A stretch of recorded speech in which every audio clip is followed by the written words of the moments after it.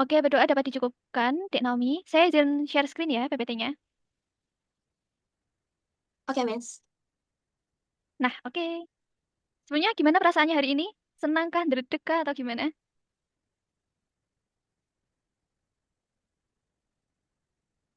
Agak deg-degan sih, Miss. Waduh, kenapa tuh kok deg-degan?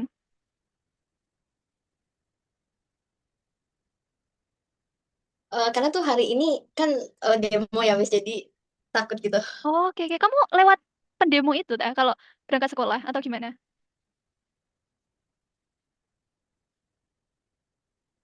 Kenapa, Miss? Kamu lewat pendemo itu kah, waktu berangkat sekolah?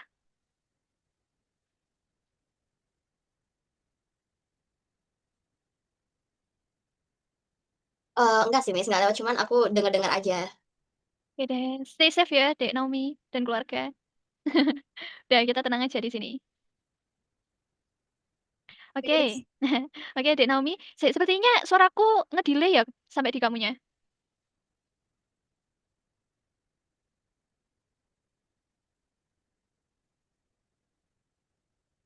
Agak delay sih, Miss, tadi. Oke, oke, oke. Iya ini. Kok delay ya? Ya, nggak apa-apa. Oke, Dek Naomi, sebelum kita masuk ke materi, di sini saya mau kita latihan dulu ya. Nah, coba sekarang Dek Naomi pegang pembuluh darahnya yang berasa kayak ada detak jantungnya, entah itu di leher atau di pergelangan tangan. Yang paling jelas di leher sini sih. Sudah ketemu nggak detak jantungnya?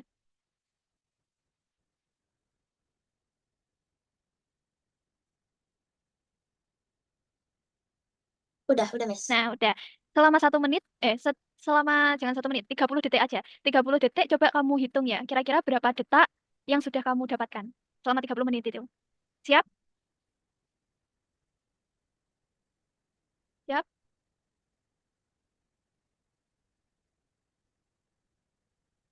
Siap, Miss. Oke, saya mulai. 3, 2, 1. Siap, Miss. Siap.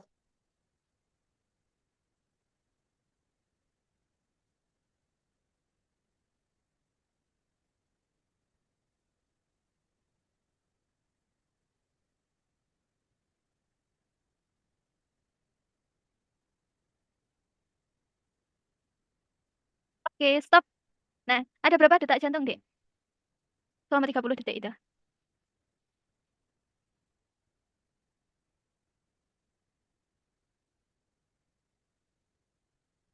Aku dapatnya 7, Miss. 7? Masa 7, masa? Real? Kayaknya salah deh. Beneran 7, Dek Naomi. Iya, Oke, nggak apa-apa. Mungkin tadi serius. mungkin tadi salah hitungan ya, tapi kalau normalnya di manusia normal kalau kita nggak Iya, nervous, aku nggak terlalu bentar. oke, kalau kita nervous atau lagi ada masalah kesehatan misalnya darah rendah gitu ya, ternyata itu bisa berpengaruh ke detak jantung kita, bisa lebih cepat, bisa lebih lambat. Nah, kalau umumnya manusia normal itu detak jantung per menit itu bisa sampai 60 sampai 100 detik. Lah itu kamu 7 itu gimana? Gak apa-apa, gak apa-apa.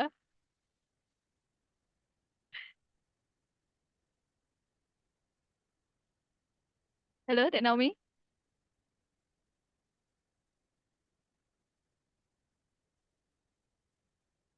Iya, Miss. Oke, gimana? Aman kah? Kamu lagi sehat kan ya?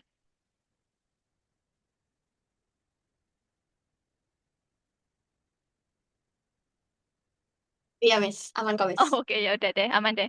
Oke, ini ya. Jadi faktanya jantung manusia itu rata-rata berdetak 115.000 kali per hari. Jadi sekitarnya kalau per menit itu 60 sampai 100 gitu.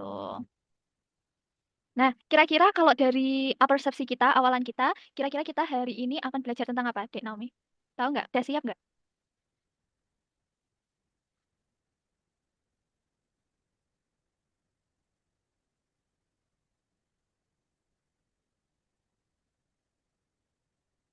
Gimana?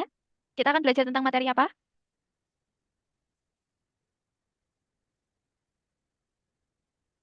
Oke, mungkin nge-lag ya. Miss, jantung. Oke, tentang jantung, betul. Tentang circulatory system. Nah, pada materi ini kita akan belajar beberapa subbab, yaitu yang pertama, what is circulatory system? Apa itu sistem sirkulasi, ya. Lalu ada the heart. Heart ini bukan hati tapi jantung ya maksudnya. Jantung, baik itu struktur maupun mekanismenya. Lalu ada pathway of blood flow atau aliran darah, bagaimana darah itu mengalir di dalam tubuh kita. Sama kita juga akan belajar tentang darah sama pembuluh darah gitu. Dan yang bagian akhir nanti kita akan belajar tentang penyakit jantung gitu. Kira-kira apa yang bisa terjadi jika jantung kita itu mengalami gangguan gitu. Nah, yang pertama-tama kita akan belajar tentang what is circulatory system.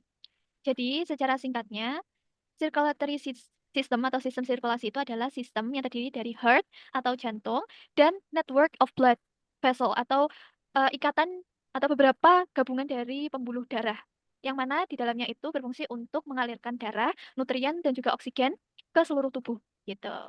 Jadi yang biru-biru itu adalah kata kuncinya. Nah, kalau kita lihat dari jenis peredaran darahnya, itu terbagi menjadi dua, yaitu single circulation sama double circulation. Nah, kalau yang single itu contohnya ada di fish atau ikan. Nah, kalau yang double itu biasanya ada di mammals atau di manusia gitu. Nah, perbedaannya apa? Perbedaannya kalau yang single circulation itu di sini tidak ada 4 ruang. Kalau jantung kita itu ada 4 ruang. Sedangkan kalau di ikan contohnya, itu jantungnya cuma terdiri dari 2 ruang, yaitu ventricle, bilik, atau antrium atau serambi gitu. Nah, jadi pertama ini ya, pertama prosesnya oksigen itu darah yang mengandung karbon dioksida, yang banyak mengandung karbon dioksida itu bakal dipompa sama yang namanya ventricle, ventricle ini atau bilik ya. Nah, dipompa menuju ke mana? Menuju ke gil capillaris atau ke kapiler di insang. Nah, di insang itu nanti akan terjadi perubahan dari yang CO2 ditukar sama O2 gitu. Halo Dek Naomi. Tadi keputus ya, Dek?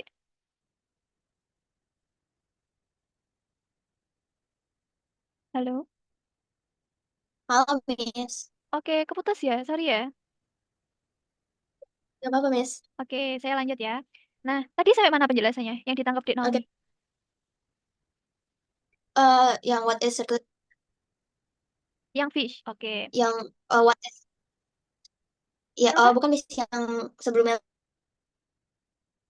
lagi. Yang sebelumnya Yang lagi. sebelumnya lagi, Miss. Oke, oke, oke. Wait. Iya,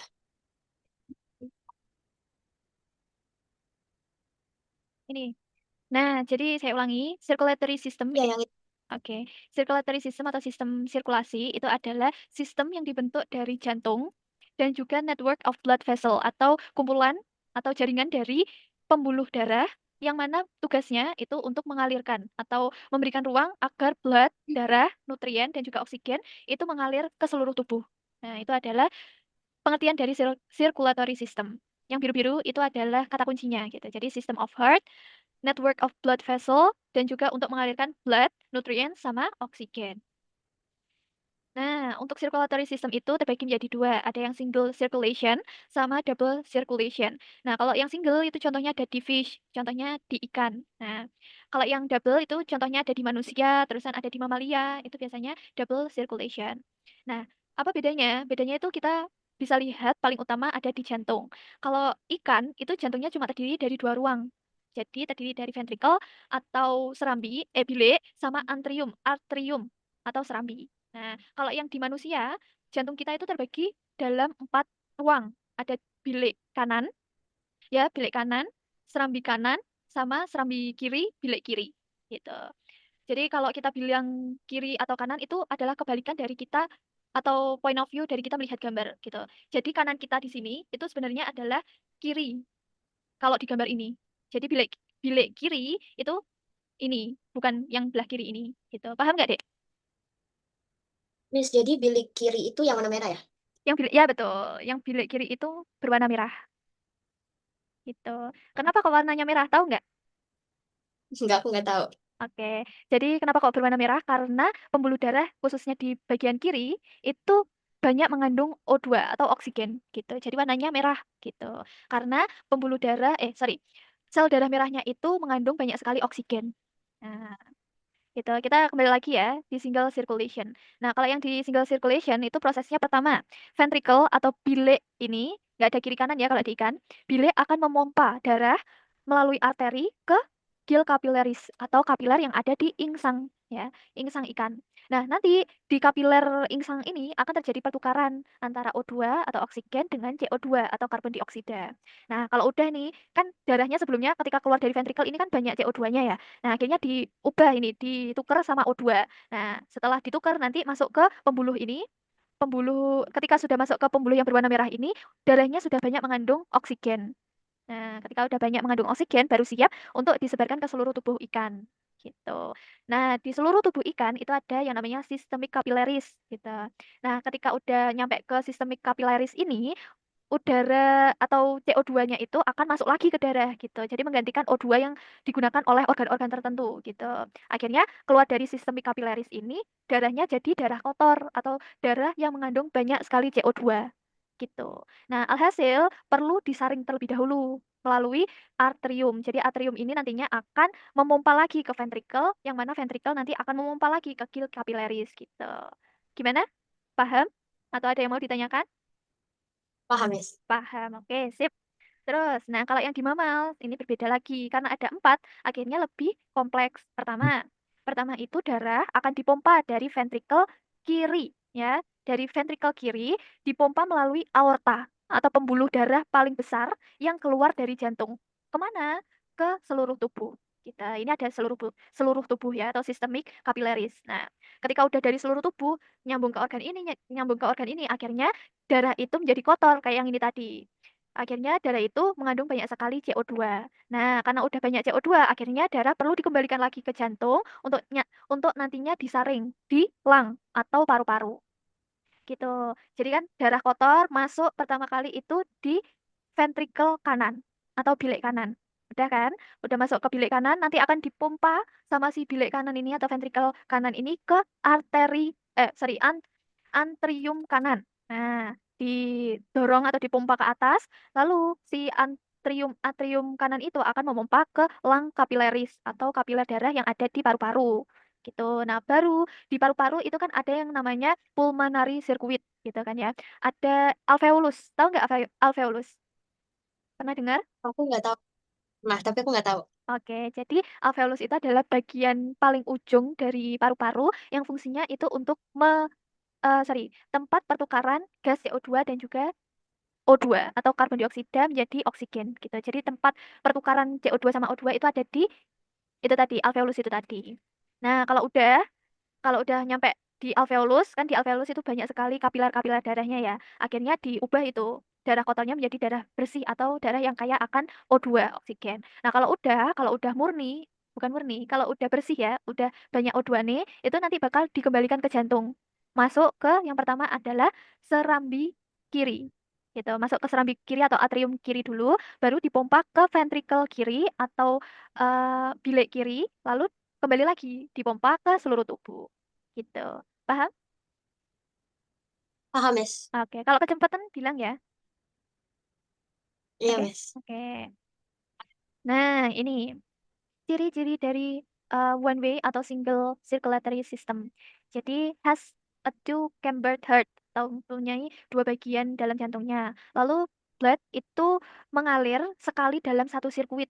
Jadi sekali sekali fase ini tadi, sekali fase sirkulasi itu hanya ada satu kali masuk ke jantung gitu. Jadi dalam satu sirkuit hanya ada satu kali masuk ke jantung. Tuh, kalau yang di double circulation itu memiliki four chambered heart atau hati sebenarnya jantung yang memiliki 4 ruang gitu. Jadi darah itu akan masuk ke jantung selama twice atau 2 kali. Nah, di sini ada dua jenis sirkulasi. Ada yang pulmonari sama sistemik. Kalau pulmonari itu ngarahnya ke paru-paru, sehingga darah yang dibawa itu adalah deoxygenate blood atau darah yang mengandung banyak CO2 gitu. Nah, kalau yang systemic circulation itu membawa oxygenate blood atau darah yang mengandung banyak oksigen di dalamnya. Nah, akhirnya yang systemic circulation ini ngarahnya ke tubuh, bukan ke paru-paru gitu. Nah, keuntungannya apa dari double circulation ini?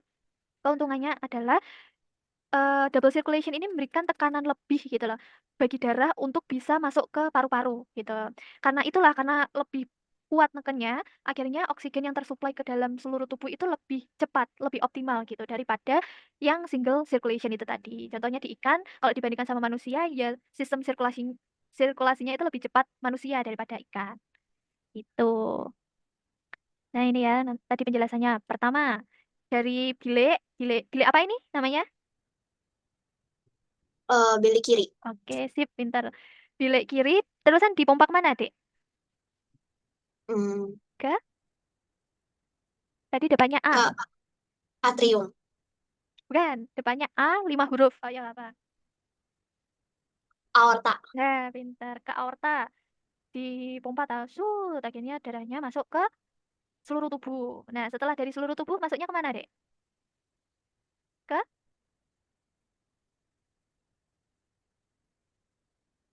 Ke serambi atau bilik? Ke atrium atau vena? Eh, ke atrium atau ventricle kok vena? Ke atrium, Miss. Oke, atrium apa? Atrium kanan. Pinter. Ih, keren. Oke, ke atrium kanan. Nah, kalau udah di atrium kanan, masuk ke apa namanya? Ke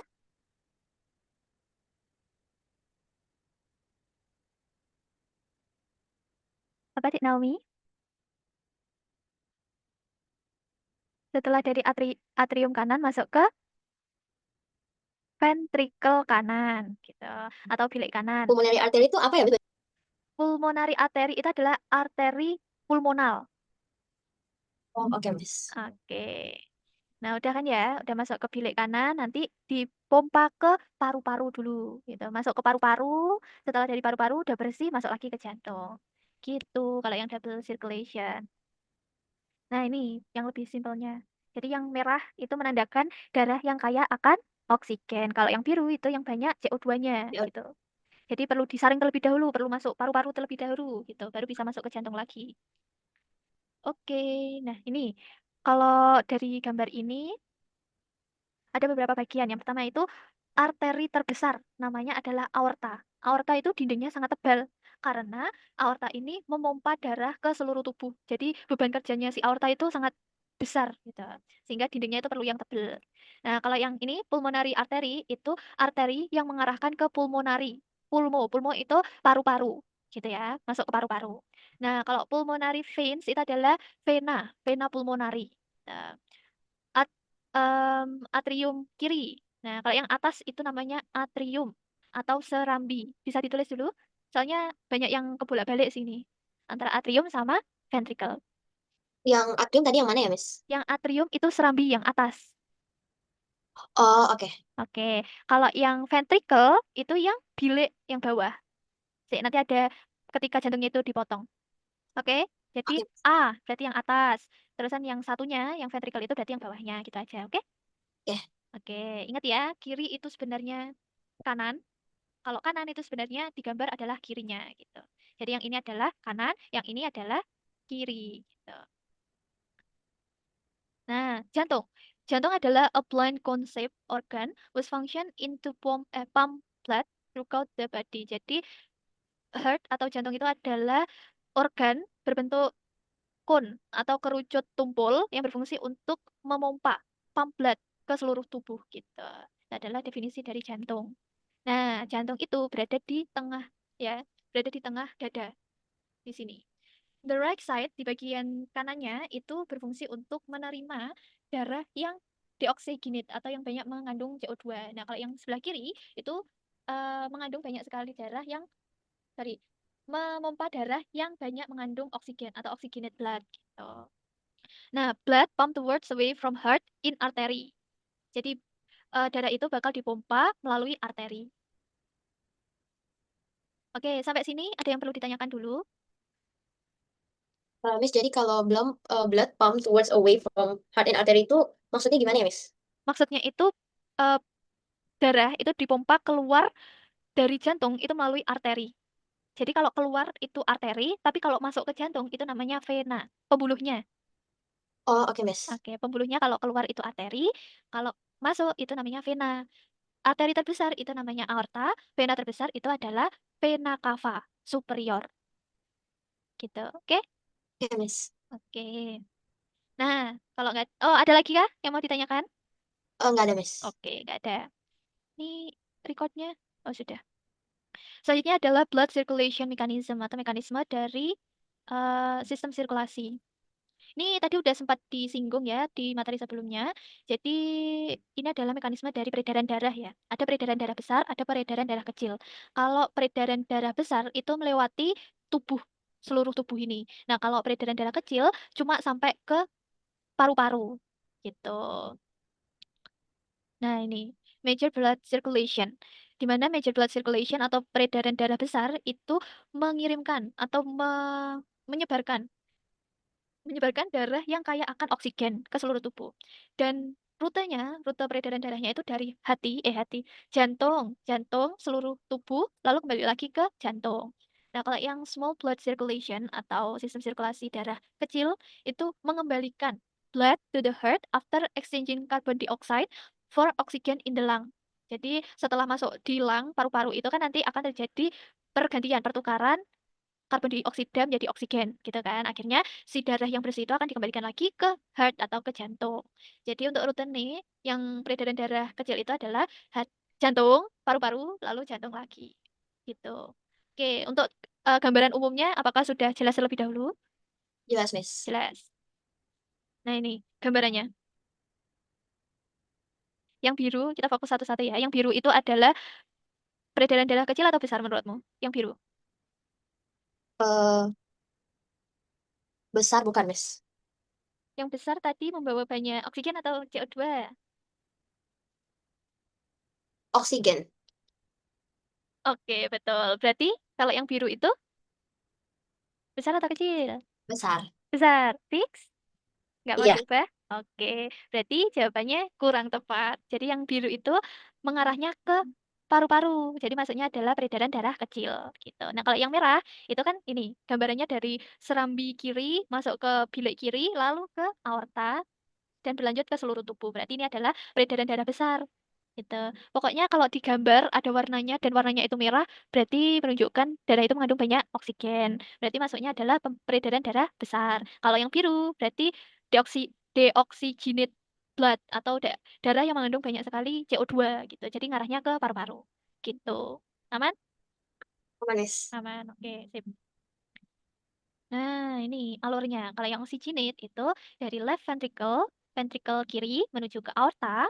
Si aorta ini jadi dari sini masuk ke aorta, dari aorta masuk ke arteri sistemik, ya, arteri terusan masuk ke kapiler seluruh tubuh, seluruh jaringan yang ada di tubuh.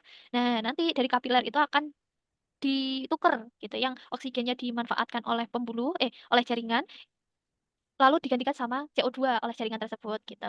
Nah, kalau udah kotor nanti bakal masuk lagi ke vena sistemik gitu. Vena masuk ke vena cava, melalui vena cava masuk ke right atrium atau serambi kanan gitu. Kalau udah masuk ke serambi kanan, masuk dipompa ke bilik kanan, dari bilik kanan masuk ke paru-paru. Nah, di paru-paru ada kapiler. Kapiler itu fungsinya untuk mengubah atau tempat pertukaran gas dari CO2 ke O2 gitu. Kalau yang ada di paru-paru loh ya, dari CO2 ke O2. Nah, kalau yang dari jaringan seluruh tubuh itu tadi, dari O2 menjadi CO2, karena O2-nya udah dimanfaatkan sama jaringan itu tadi. Oke ya.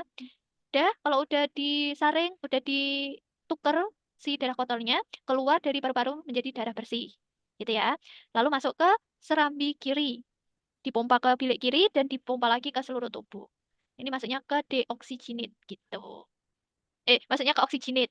Kalau yang banyak oksigennya, kalau yang rendah oksigennya atau banyak CO2-nya itu maksudnya dioksigenate. Gitu. Aman? Aman, Miss. Oke. Nah, ini kalau mau yang lebih jelasnya lagi. Yang pembelah apa namanya? Pembuluhnya. Dari superior, inferior vena cava, ini yang banyak CO2-nya tadi ya, masuk ke right atrium, atrium kanan, lalu ini antara ruang-ruang baik itu bilik, serambi, baik itu di kanan maupun kiri, itu ada yang namanya katup.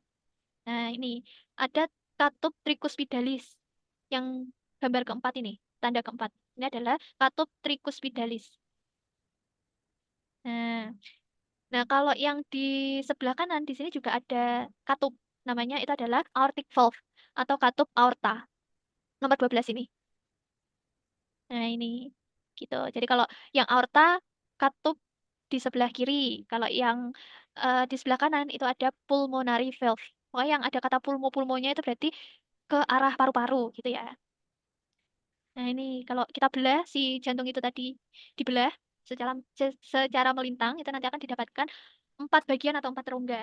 Ada right atrium, right ventricle, left atrium, sama left ventricle. Nah, kalau right atrium sama right ventricle itu dipisahkan sama apa tadi katupnya namanya, Dek? Halo? Katup yang mana? Sorry. Katup yang memisahkan atrium kanan sama ventricle kanan.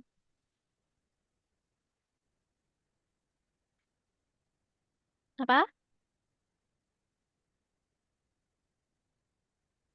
Yang memisahkan right atrium sama right ventricle. Namanya katup apa? Nih. Eh, tricuspid valve, Miss. Oke, sip gitu ya. Kalau yang memisahkan atrium kiri sama ventricle kiri, namanya? Mitral valve. Oke, sama apa satunya? Aortic valve. Oke, sip. Paham jadi. Nah, ini gambarannya. Set, ini dioksigenate ya, masuk ke paru-paru. Masuk ke jantung lagi, menuju ke seluruh tubuh. Udah selesai, masuk ke jantung lagi. Gitu. Ada yang mau ditanyakan? Nggak ada, Miss. Nggak ada. Oke, kalau nggak ada, coba aku mau tes dulu. Kalau yang peredaran darah kecil, setahu kamu arahnya gimana, Dek? Ini, coba jelasin pakai caramu sendiri. Peredaran kecil itu yang biru bukan, Miss? Betul, yang biru.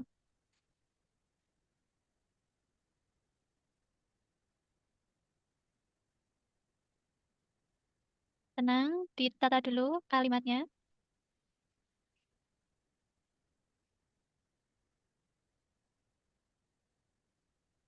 Sudah siap?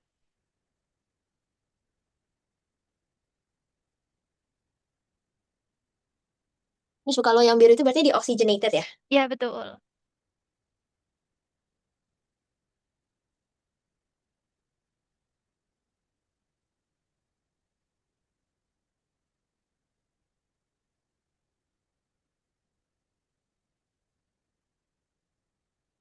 Udah, Miss, aku udah tahu. Oke, gas.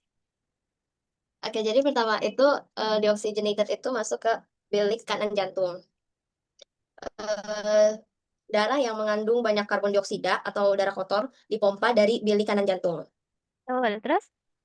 Terus yang kedua itu arteri pulmonalis. Darah ini kemudian dialirkan melalui arteri pulmonaris menuju paru-paru. Oke, terus? Terus yang ketiga tuh paru-paru. Di dalam paru-paru, darah melepaskan karbon dioksida atau CO2 dan menyerap oksigen. Yang Terus yang keempat itu masuk ke vena pulmonalis. Oke, Eh, Darah yang kaya akan oksigen dibawa kembali ke jantung melalui vena pulmonalis. oke, betul. Terakhirnya? Eh, yang terakhir itu serambi kiri jantung. Darah masuk ke serambi kiri jantung lalu balik ke bilik kiri untuk memulai peredaran darah besar. Oke, sip. Kalau peredaran darah besar? Bentar, Mas, aku ini mikir dulu. Oke, silahkan, silahkan.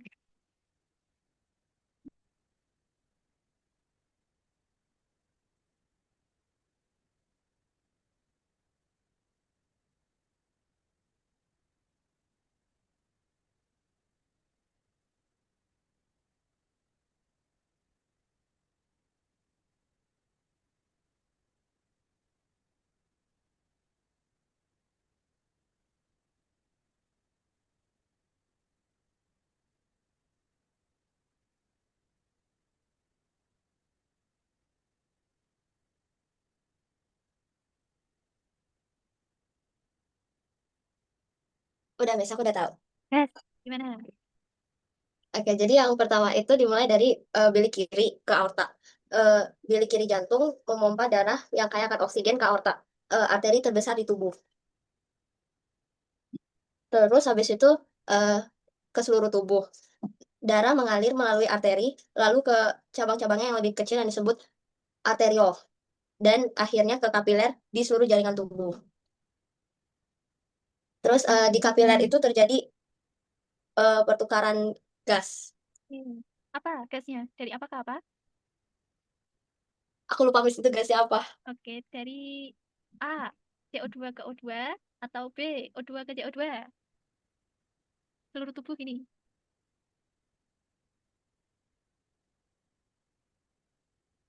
Karbon dioksida ke oksigen, atau malah oksigennya yang ditarik diubah jadi CO2. Oksigennya yang ditarik jadi O2. Enggak deh, CO2 yang ke O2 bener nggak, Mis? Udah, pilihan terakhir kamu, final? Iya, Oke. Kebalik, tadi yang jawaban pertama itu udah betul. Jadi yang ditarik itu adalah O2, si oksigennya. Yang dikembalikan itu adalah CO2, atau karbon dioksida, gitu. Oke, lanjut. Gimana terus? terus darah yang sekarang eh, apa ya bilangnya? Udah? Darah yang sekarang minim oksigen mengalir dari kapiler ke venula lalu ke kava, akhirnya dikumpulkan oleh vena cava superior. Oke, terus? Terus akhirnya yang terakhir itu masuk ke serambi kanan. Vena cava membawa darah kembali ke serambi kanan untuk memulai siklus baru. Oke, siklusnya yang oxygenate itu ya. Ya. Oke, tadi udah teratur jawaban kamu. Dan paham kan? Aman?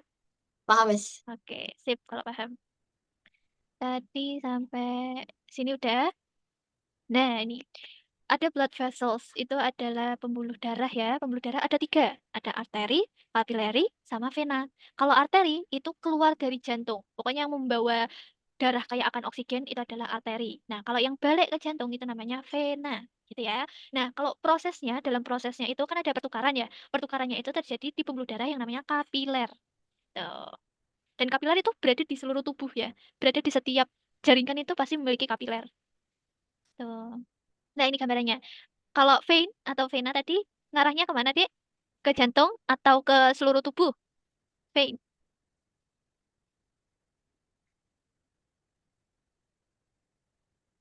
Ke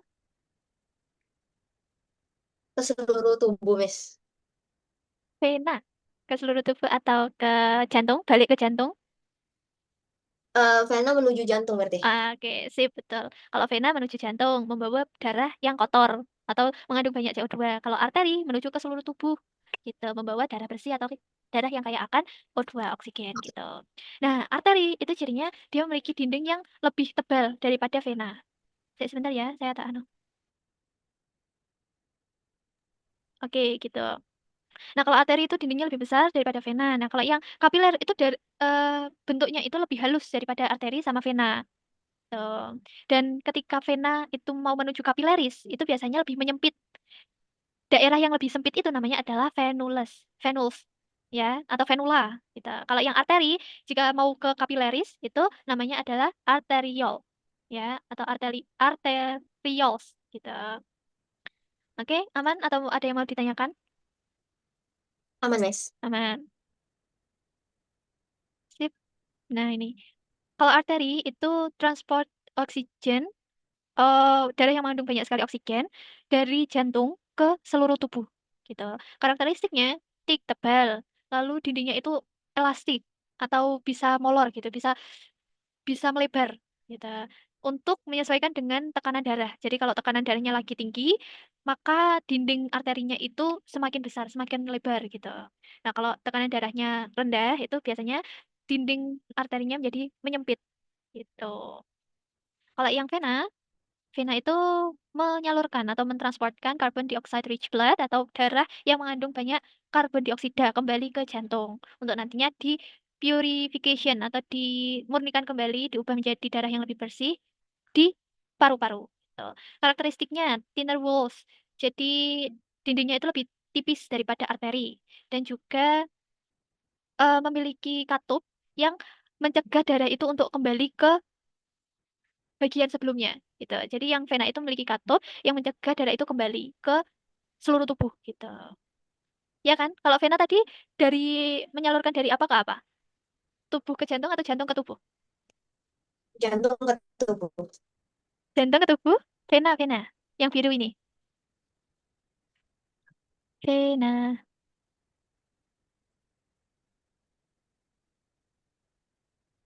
Ganteng batu bata Oh, tubuh. Vena menuju. Oke. Oke, sip. Jadi jangan kebalik ya. Itu nggak apa-apa kok. Biasanya banyak Ya, kebalik juga. Kan banyak istilahnya. Pelan-pelan dipelajari. Nah, kalau yang kapilaris tadi, the site of exchange ya, jadi mengubah oksigen ke karbon dioksida atau sebaliknya, lalu juga menyalurkan ya. Jadi tempat untuk menyalurkan nutrien sama waste produk produk sisa dari metabolisme seluruh tubuh gitu. Nah, karakteristiknya sangat-sangat tipis si dindingnya ini. Jadi cuma ada satu single layer of cell. Jadi sel-sel yang menyusun dindingnya itu hanya satu lapis saja gitu. Kenapa kok cuma satu lapis? Kenapa kok dibuatnya tipis? Agar memudahkan difusi atau perpindahan perpindahan substrat dari tekanan yang lebih tinggi ke tekanan yang lebih rendah. Gitu. Difusi nanti bakal dijelaskan di akhir ya. Gitu. Jadi agar si apa namanya? Nutriensnya itu bisa masuk ke dalam darah dari jaringan, itu si kapiler itu dirancang agar memiliki dinding yang sangat tipis gitu, agar lebih mudah proses difusinya. Oke, sampai sini yang pembuluh darah ada yang mau ditanyakan? nggak ada, Mes. Nggak ada. Selanjutnya kita akan belajar tentang blood atau darah. Darah itu memiliki beberapa komponen lagi ya. Ada yang merah ini. Yang merah ini namanya adalah apa? Ayo, tahu nggak? Yang merah ini. Sel darah merah bukan, Mes? Betul, keren. Oke, sel darah merah. Nah, kalau yang pink sama putih ini apa? Yang pink, pink, pink, pink apa?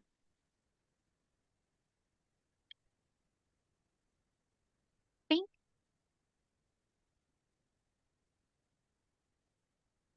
Plasma darah.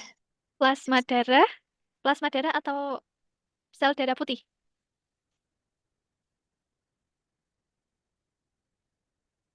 Kayaknya plasma darah deh, Mes, yang pink. Oke, kalau plasma darah itu substratnya, jadi kayak medianya itu namanya plasma darah, gitu. Jadi tidak terlihat. Kalau yang pink itu kemungkinan ya, ini adalah granulosit. Jadi sel darah putih tapi yang bergranula, gitu, yang ada teksturnya, gitu. Nah, kalau yang putih ini kemungkinan adalah sel darah putih yang agranulosit. Jadi tidak ada granula-granulanya, tidak ada struktur atau teksturnya, gitu. Nah, kalau yang plasma tadi itu cairannya gitu tempat si semua komponen darah itu berada di plasma namanya gitu. Oke. Ya, Mes. Oke, nah blood itu memiliki beberapa fungsi. Yang pertama transport oksigen dari paru-paru, lalu transport nutrients dan juga sisa metabolisme dari jaringan itu tadi, lalu mendistribusikan hormon untuk kebutuhan seluruh tubuh gitu. Lalu juga meregulasi tingkat keasaman yang ada di dalam tubuh dan juga temperatur atau suhu yang ada di dalam tubuh. Jadi ketika suhu itu dingin, pembuluh darah kita akan menyempit untuk menyesuaikan gitu, untuk meningkatkan suhu yang ada di dalam tubuh, maka pembuluh darah kita itu menyempit gitu. Nah, tapi kalau kondisinya itu sangat panas, pembuluh darah kita bakal melebar atau berdilatasi gitu. Berdilatasi yang memungkinkan darah itu atau tubuh kita itu mengeluarkan panas dari dalam tubuh gitu. Dan yang terakhir adalah proteksi. Jadi ketika misal tubuh kita terluka gitu ya, tergores, blood ini memudahkan penutupan luka tersebut gitu. Jadi fungsinya adalah proteksi. Oke, sudah paham, Dek Naomi? Sudah, Mes. Oke, kalau sudah paham, coba saya beri waktu 10, jangan, 5 detik untuk memahami fungsi dari darah, bisa? 5 menit, 5 detik, atau Yang 10 detik, semuanya tuh gimana, Mes? sebanyak yang kamu bisa aja, wes. Oke, fungsi darah ya, Mes. Ya, fungsi darah. Oke, mulai dari sekarang. 1, 2, 3, 4, 5, 6, 7, 8, 9, 10. Oke, udah siap? Ba. Siap, Dek Oke, Naomi? boleh. Oke, fungsi darah menurut kamu apa, Dek Naomi? Yang pertama tuh transportasi oksigen ke seluruh tubuh. Oke, sip. Satu. Eh, Pertahanan tubuh. Terus? Dari pertahanan tubuh dari infeksi. Terus yang ketiga tuh pembekuan untuk menghentikan pendarahan. Oke, terus. Terus mengatur suhu tubuh. Oke, terus. Udah sih, Mas, yang aku tahu itu. Oke, udah dapat 4. Keren. Tadi berarti yang belum adalah? mendistribusikan hormon. Nah, ini tadi belum dimention hormon, terusan yang nutrien sama sisa metabolisme juga belum, sama pH. Udah, yang lainnya sudah. Oke, sip. Tadi kamu udah mention tambahan satu lagi untuk pembekuan darah juga ya. Pembekuan luka, sorry. Udah, berarti udah paham. Selanjutnya adalah komponen dari darah. Komponen dari darah ada eritrosit atau sel darah merah. Lalu ada leukosit, sel darah putih, blood plasma atau plasma darah, sama platelets atau keping darah. Nah, nah, susunannya kalau yang plasma, plasma itu terdiri dari 90% air dan 10%-nya adalah zat terlarut dari protein plasma. Gitu. Nah, di dalam plasma itu ada beberapa komponen. Ada leukosit atau sel darah putih, trombosit atau keping darah, sama eritrosit atau sel darah merah. Gitu. Nah, leukosit terbagi lagi menjadi dua. Ada yang granulosit, jadi kayak ada teksturnya, bintik-bintik gitu. Nah, kalau yang mulus kayak gini itu namanya adalah agranulosit leukosit gitu. Atau leukosit yang tidak bergranula. Tuh. Jadinya gimana? Nah, ini. Kalau yang eritrosit atau sel darah merah itu merupakan komponen darah yang mentransportasikan O2 atau oksigen dari paru-paru ke seluruh tubuh dan mengembalikan CO2 ke dalam paru-paru lagi untuk nantinya bakal diekskresikan, dikeluarkan gitu. Dan di dalam sini, di dalam red blood cells ini, itu ada yang namanya hemoglobin atau oksigen binding protein. Jadi hemoglobin itu adalah protein ya, protein yang nantinya akan mengikat oksigen gitu. Jadi kenapa kok sel darah merah itu berwarna merah? Karena di dalamnya terdapat hemoglobin yang nantinya bakal bereaksi sama oksigen dan menghasilkan warna merah tersebut. Gitu. Nah, kalau bentuknya itu dia bulat ya, bulat dan bikonkaf. Bikonkaf itu bulat cekung. Nah, ini ada cekungan yang fungsinya untuk memudahkan pergerakannya. Gitu. Dan untuk ukurannya ini sekitar 4,5 sampai 5,5 million cells per microliter of blood. Jadi setiap 1 mikroliter itu ada total 4,5 sampai 5,5 million cell atau 4,5 sampai 5,5 juta sel darah merah gitu di dalam darah, khususnya untuk orang dewasa ya. Dan masa hidupnya sel darah merah itu adalah 120 hari. Setelahnya dia akan mati dan nantinya akan diekskresikan gitu. Oke, selanjutnya adalah sebentar. Yang eritrosit gimana penjelasannya, sudah bisa ditangkap? Udah, Mes. Oke. Sudah, kita beranjak ke leukosit atau sel darah putih. Nah, ini ya, ada yang granulosit, ada yang agranulosit. Jadi, secara garis besar, si leukosit itu berfungsi untuk proteksi.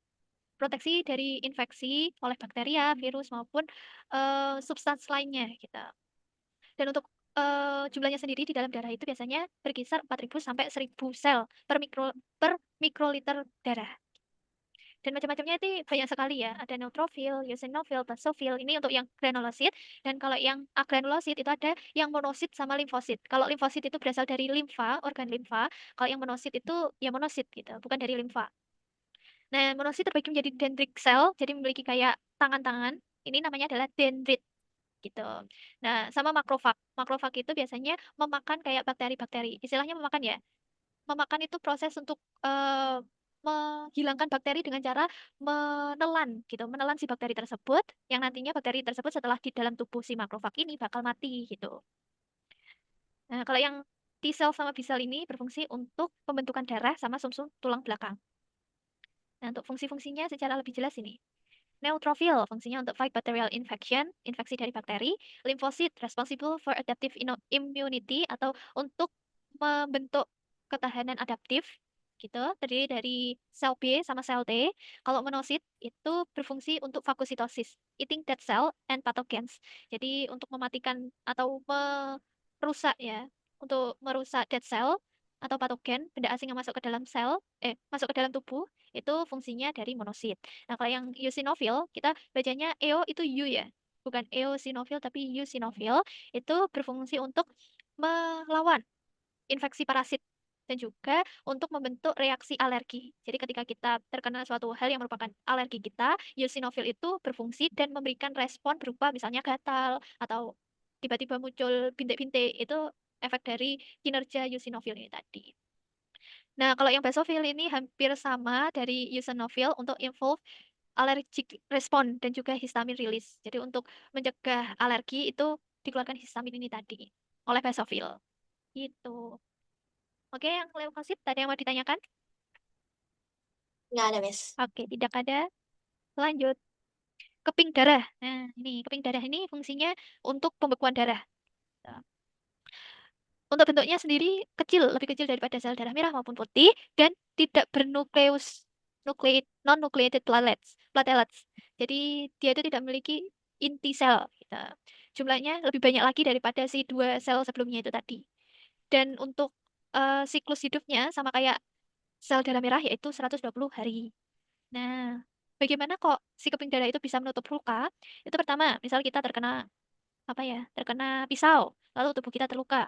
Itu nanti trombosit yang ada di dalam tubuh akan pecah. Trombosit tadi apa? Nama lainnya. Apa? Ayo, trombosit. Keping darah.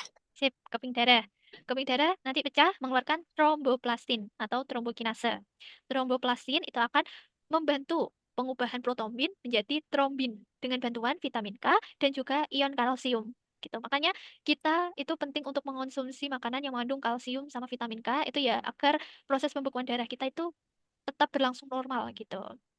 Jadi setelah protrombin yang ada di dalam tubuh itu diubah menjadi trombin, itu nanti akan terbentuk bakal-bakal fibrin yang namanya adalah fibrinogen. Jadi fibrinogen yang nantinya akan menjadi fibrin itu adalah kayak benang-benangnya gitu. Benang-benang yang nantinya bakal menutup luka tersebut gitu. Yang menjahit si luka tersebut namanya adalah fibrin gitu. Nah, fibrin ini nantinya yang bakal menutup luka tersebut gitu. Keseluruhan proses ini namanya adalah proses pembekuan darah. Gimana? Aman? Aman, Miss. Oke, aman. Cek, kalau aman, coba jelasin lagi. Mulai dari awal sampai lukanya tertutup. Itu bilangnya tuh apa ya, Miss? Proses pembekuan darah kan ya? Iya, betul. Proses pembukaan darah. Aku mikir dulu, Miss. Oke, silahkan, silahkan.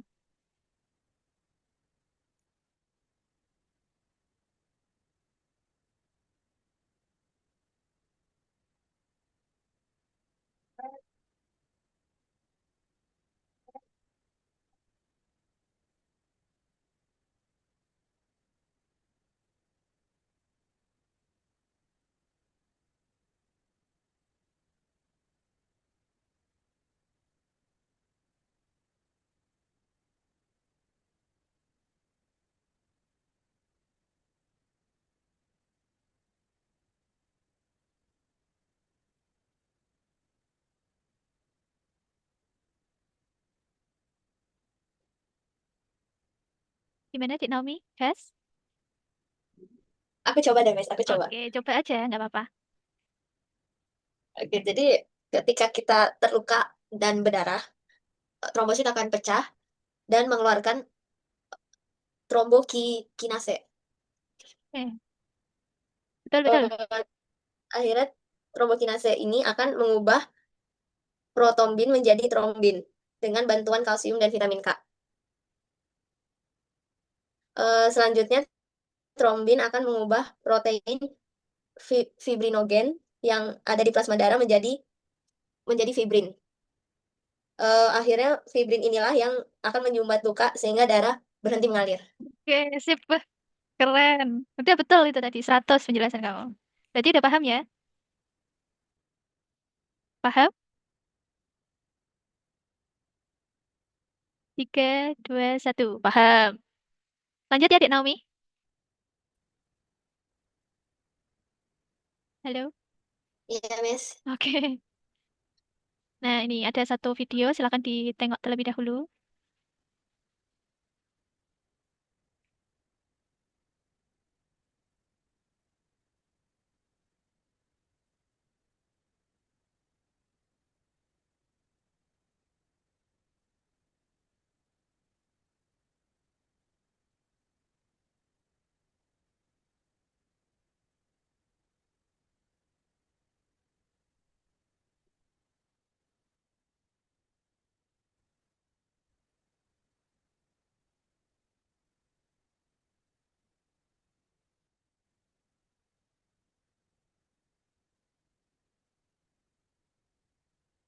Arteria yang berwarna merah, vena yang mengalirkan ke paru-paru, dan juga kapiler yang ke setiap pembuluh darah, jaringan darah.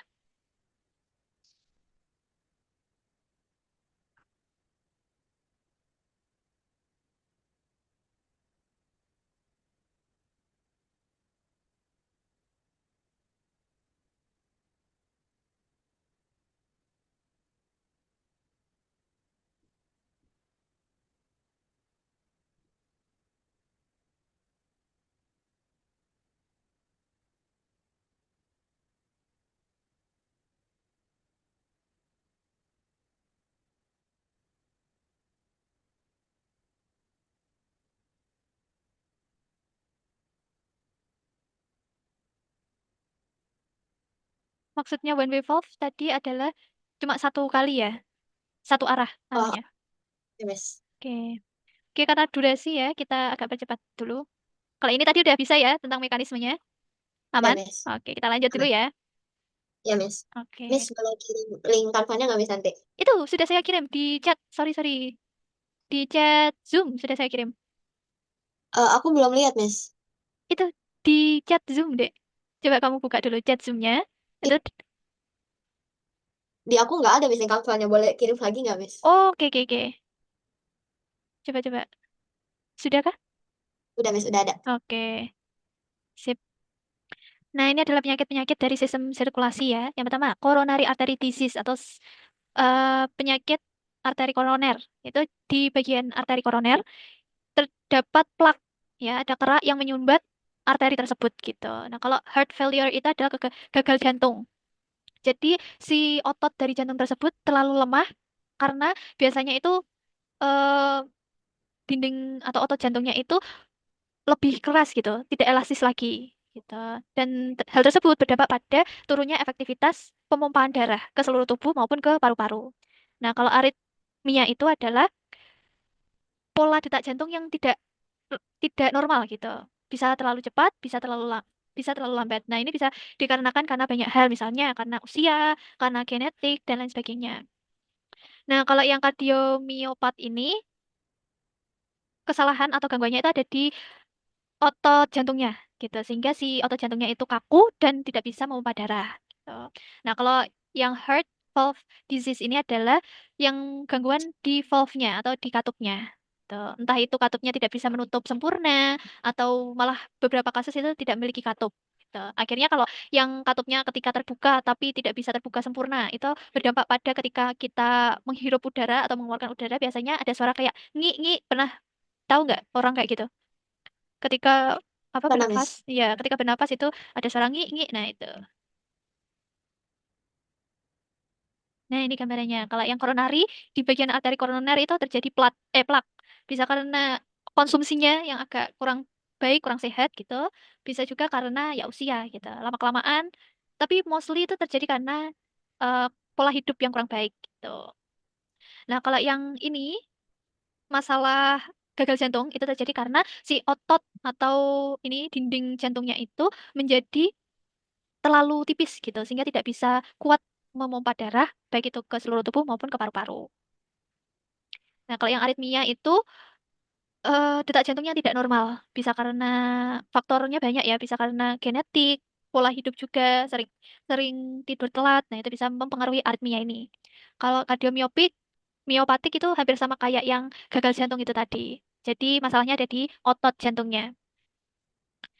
Nah, kalau yang valve-nya ini, kalau heart valve disease ini adalah katupnya yang bermasalah. Ketika menutup, ternyata tidak bisa menutup sempurna, atau ketika open itu tidak bisa open seluas se, se seharusnya gitu. Gitu. Sudah selesai, Dek Naomi. Apakah ada yang mau ditanyakan untuk gangguan dari Aku mau sistem sirkulasi? Mm-mm.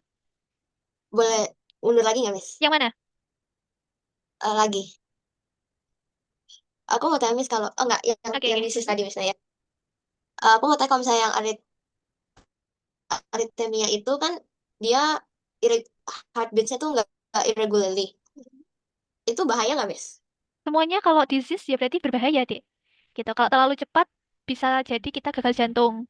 Gitu. Karena kan kita shock kan, organ-organnya kita itu tidak bisa menampung pompaan darah yang terlalu cepat gitu. Kalau terlalu lambat, akhirnya oksigen yang ada di dalam tubuh itu menjadi kurang gitu karena pompanya itu terlalu lambat gitu. Gimana? Oke, Miss. Oke, ada yang mau ditanyakan lagi? Oke, Miss, aku udah ngerti. Oke, sip. Kalau sudah ngerti, sebenarnya ini ada ringkasan, Dek. Nggak ada, Miss. Oke, sebenarnya ini ada ringkasan, tapi karena waktunya udah habis ya, kita langsung ke ini aja ya, ke pertanyaannya. Kalau materinya hampir sama kayak yang udah disampaikan tadi sih, nanti sama dilihat. Oke, sudah. Ini gimana ya Oke, dokumennya? Aku kirimkan lewat siapa? Ada nomor telepon, Kak, Dek?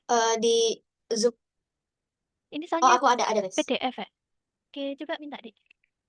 Oh, oke. Itu Miss nomor aku. Oke, oke. Nanti nanti aku kirim ya ininya. Oke, coba kita langsung latihan ini. Oke, Miss. Kita langsung latihan. Bentar, ada yang kelewat tadi. Yang tentang fagositosis. Nah, jadi misalnya ini ada bakteri ya. Bakteri ketika bertemu sama sel darah putih itu nanti bakterinya bakal dimakan. Jadi proses dimakannya itu pertama bakterinya itu bakal nempel di sel darah putih gitu. Sudah dikenali ini karena si sel darah putih sama bakteri tertentu itu memiliki reseptor yang cocok gitu. Nah, kalau udah menempel akhirnya si bakterinya itu bakal dimasukkan ke dalam tubuh sel darah putih ini tadi. Udah membentuk vesikel. Vesikel itu kayak gelembung ini. Dan lama-kelamaan nanti akan dicerna oleh si sel darah putih yang akhirnya si bakterinya itu mati gitu. Aman? Aman, Miss. Oke, ya sudah. Itu ya tentang proses fagositosis. Jadi yang pertama adalah penempelan, reabsorpsi, dan digestif gitu. Oke, ini tadi sudah. Nah, ini coba question one. Kira-kira dari Miss, di pilih aku kanva, Miss. kenapa? Di aku masih kanva, Miss, belum question. Oh, sebentar ya.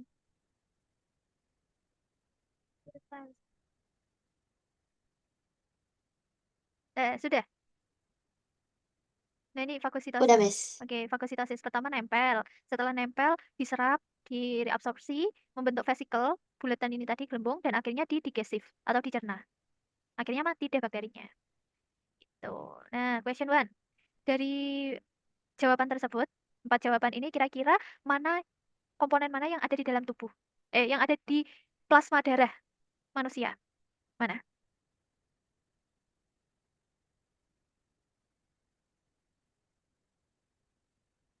Mana ya? Yang A bukan, Miss. Oke, betul. Jawabannya adalah A. Glukosa, urea. Urea itu zat sisa dari metabolisme sama hormon. Oke, yang kedua. Which blood vessels has a relative low carbon dioxide concentration, a high oxygen concentration, and a low blood pressure? Jadi memiliki konsentrasi oksigen yang sangat tinggi. Itu pembuluh darah apa? Eh, Pulmonary vein. Pulmonary vein. Apakah ya? High oxygen concentration.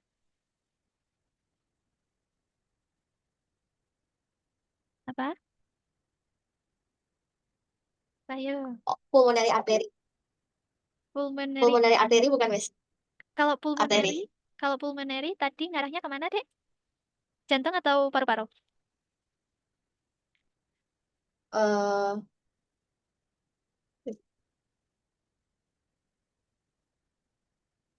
Apa? Pulmonary kan paru-paru ya, Miss. Ya, betul. Jadi, lebih banyak karbon dioksida atau O2? O2. Kalau dari pulmonari berarti banyak CO2-nya gitu. Jadi kalau pulmonari itu berarti konsentrasi terbesarnya adalah CO2 atau carbon dioxide gitu. Dan kalau yang khususnya question 2 ini yang banyak oksigennya adalah aorta. Ya kan? Aorta ngarahnya ke seluruh tubuh kan? Betul? Betul kan, Dek Naomi? Iya, Iya, berarti jawabannya adalah aorta. Eh, Oke, tuh, tidak bisa, tidak bisa. betul, Miss. Sebentar, sebentar. Oke. Okay. Selanjutnya, question 3. Which of following is a method that a doctor would suggest to a patient to reduce their risk of developing coronary heart disease? Apa yang dilakukan oleh dokter untuk meredus atau mengurangi resiko terjadinya masalah jantung koroner? Nah, apa yuk? Untuk mencegah ya, mencegah.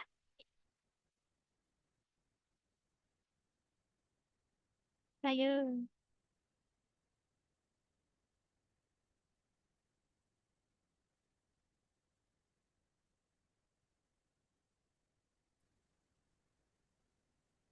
Miss, sorry, Miss, aku tadi keluar. Oh ya, gimana? Jadi apa? Aku ulangi ya. Iya, Miss. Oke, apa metode apa yang mungkin disarankan oleh dokter untuk pasien itu bisa mengurangi kemungkinan terjadinya coronary heart disease atau jantung koroner untuk mencegah ya atau mengurangi? Eh, Control exercise, Miss. Oke, Delta. sip. dengan berolahraga gitu. Nah, yang keempat, ya dari jawaban tersebut kira-kira manakah bagian yang memiliki dinding paling tipis ke yang paling tebal? Ayo, pembuluh-pembuluh ini.